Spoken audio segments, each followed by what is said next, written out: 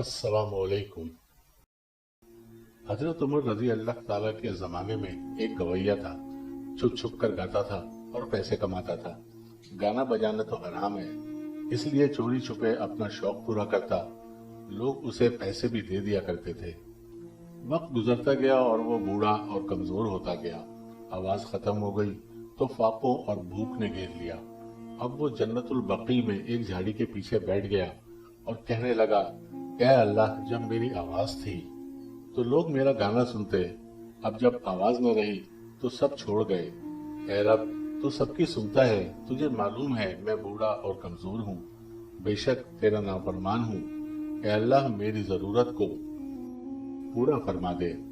ऐसी सजा लगाई, ऐसी आहोजारी की कि हजरत उमर रजी अल्लाह अन्हु मस्जिद में लेटे हुए थे। गैब से आवाज आई कि मेरा बंदा मुझे पुकार रहा है, बकी में फरियादी है, उसकी फरियाद को पूरा करो।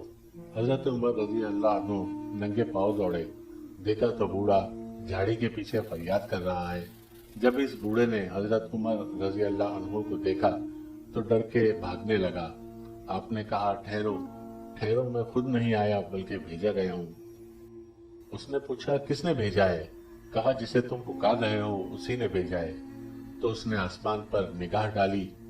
ए अल्लाह, 70 साल मैंने तेरी नाफरमानी में गुजारे, कभी तुझे याद ना किया। जब याद किया तो अपने पेट के खातिर याद किया।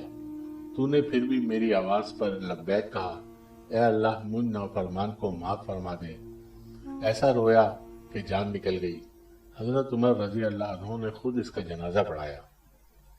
दोस्तों, वीडियो पसंद आती है तो लाइक, शेयर और सब्सक्राइब करें और कमेंट भी जरूर करें। शुक्रिया।